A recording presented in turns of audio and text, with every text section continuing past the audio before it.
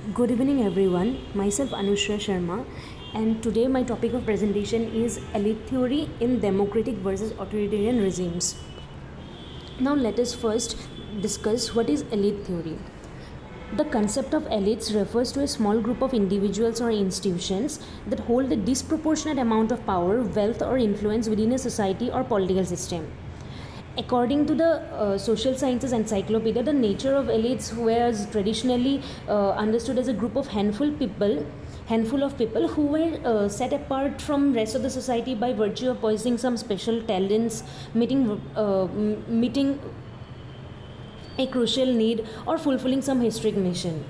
But however, the newer approach looks at them as the influential figures in the society, be it institutional structure, a translocal community, or geographic locality. The masses are understood by the early thinkers of the elite theory as incompetent and inert, but the elites, in contrast, are seen as creative and indispensable. The elite theory posits that a small minority consisting of members of economic, political, or military elite holds the most power. Some of the core assumptions of elite theory are like inevitability of elites. All societies, whether democratic or authoritarian, are governed by a minority, that is the elite class. The minority rule. Power is concentrated in the hands of few who make decisions on behalf of the majority. Then third is the elite cohesion. Elite form a relatively cohesive group that shares common interests and often act in unity to preserve their dominance. Elite circulation. Sometimes over time, new elites may replace the old ones, but the structure of elite dominance remains intact. Some of the key thinkers of elite theory are Wilfredo Pareto, who introduced the idea of circulation of elites. Now, circulation of elites means that in societies, sometimes societies are always ruled by elites, but the individuals within the elite class may change over time. So that is called the circulation of elites. And he also distinguished between governing elites who were in power and non-governing elites who aspired to be in power. He argued that elite change is inevitable but cyclical and not revolutionary.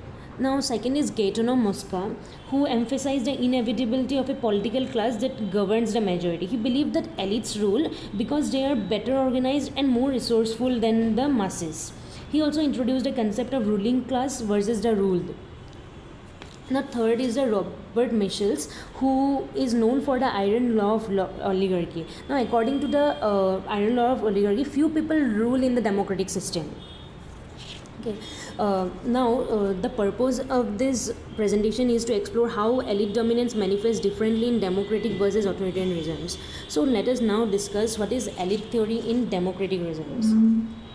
In democracies, the elite is generally more fragmented and competitive, and it encompasses elected political leaders like presidents, prime ministers, members of parliament, and other elected officials. However, the elite theorists argue that they will be a part of broader elite structure. Economic elites like head of major corporations, financial institutions, and influential business groups are also central. Prominent figures in media, academia, think tanks, and civil society organizations also play an important role in democratic regimes. And bureaucratic and military elites like high-ranking officials in government agencies and the armed forces also play an important role.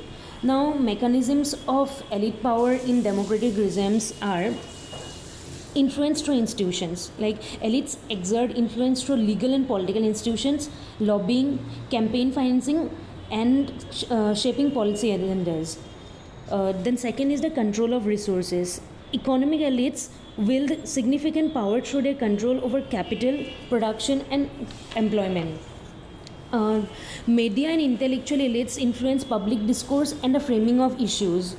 Then fourth is the competition and accountability.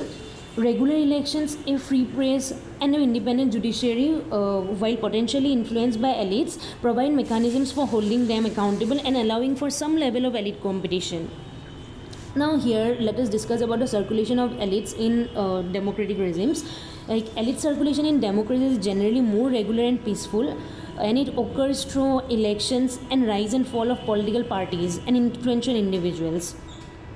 However, some elite theories argue that the underlying structure of elite dominance persists despite these changes. The relationship with non-elites in democratic theory goes like this. The masses have limited direct power. Democratic systems offer more avenues for non-elites to influence policy through voting participation in civil society and social movements. The stability in democratic states tend to be more stable in the long run due to mechanisms for addressing grievances and allowing for peaceful transitions of power. However, they are also susceptible to elite capture and manipulation. Some of the examples of elite theory in democratic regimes are like in the US, corporate executives and corporate boards influence legislation through campaign donations and lobbying. And career politicians, often from elite educational backgrounds, they dominate the political offices in US. Here the power pyramid shows how in the bottom there is public, and in the middle there is mid-level officials, and at the top there is the elite class. Now let us discuss about the criticisms against democratic theory. It puts overemphasis on power concentration. Like elite theory tends to overstate the extent to which a small group controls all political outcomes, and it ignores the pluralistic and competitive nature of many democracies.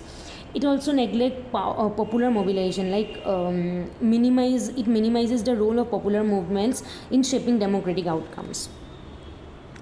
Let us now discuss the elite theory in authoritarian states. In authoritarian regimes, the elite is typically more unified and concentrated, and it often comprises of ruling political leadership, which could be a single dictator, a ruling family, or a dominant political party. Here, high-ranking military officials, heads of security agencies, and influential bureaucrats are central. Now, mechanisms of elite power in authoritarian regimes are direct control of state. The elite directly controls the coercive apparatus like military and police, the legal system, and the media. It suppresses dissent and maintains their authority. And there is no limited or political competition, like opposition parties are banned there and severely restricted, and elections, if held, are often manipulated. This prevents the rise of alternative elites. Then the third is the information control and propaganda. The elite tightly controls information flows to shape public opinion, legitimize their rule. And there are few institutional mechanisms for holding the elite accountable for their actions. So there is lack of accountability in authoritarian regimes. Here, the circulation of elite theory is often restricted and violent because changes in power usually occur through coups, revolutions, and internal power struggles within the ruling group, and peaceful transitions are rare. The gap between the elite and non-elite is typically vast. The non-elite population has limited political rights, freedoms, and opportunities for upward mobility.